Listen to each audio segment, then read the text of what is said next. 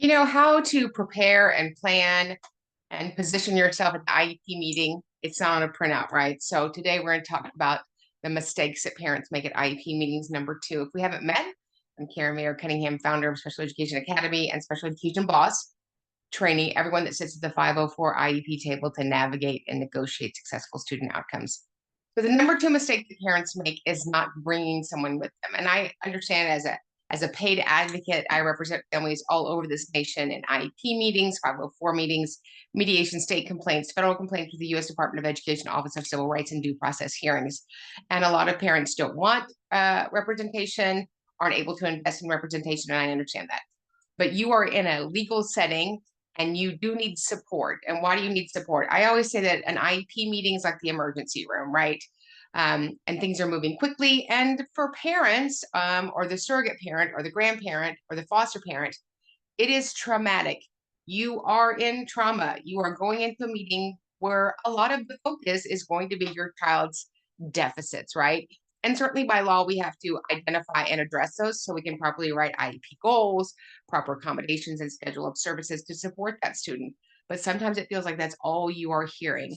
And, sometimes we give parents a few pieces of paper, a couple of pieces of paper of the present levels, 3 or 4 goals. And then when you get home and they send you the final document, it's 47 pages long.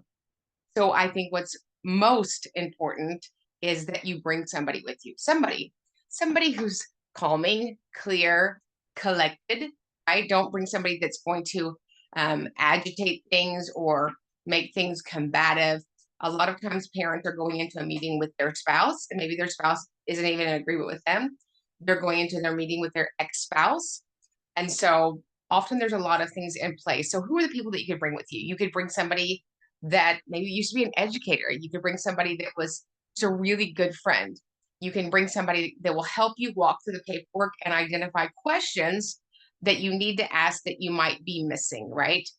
If your child has an occupational therapist or a private speech therapist, or you go to a counselor, any of those people would be great to support you in the meeting. The good news is that most of our meetings are just like you're getting this information now.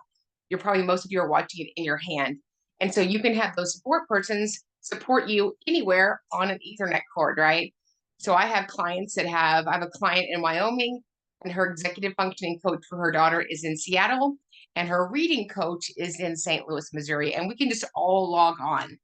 I think it's important that not only you bring somebody with you, because you're outnumbered, right? At minimum, we have 5 stakeholders in the IEP meeting: the LEA representative, usually a principal, right?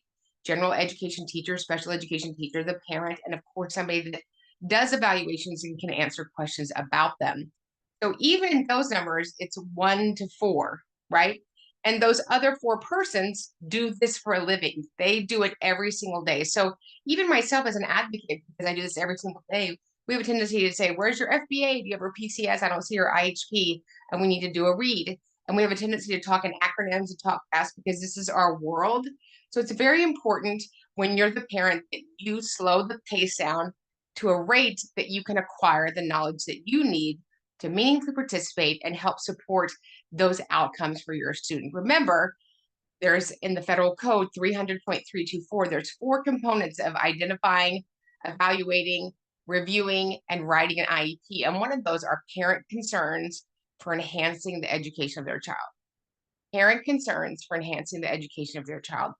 And if you don't have somebody helping you with this process, it'll sort of be, this is a terrible analogy, that you have one thing that you went to the grocery store for, and you come home with $300 worth of groceries and you didn't get that one thing. So make sure that you have somebody that's with you, that reminds you of the notes that you took, reminds you of the concerns that we talked about earlier this week, so that all of your concerns are noted, they're addressed, and they're supported, right?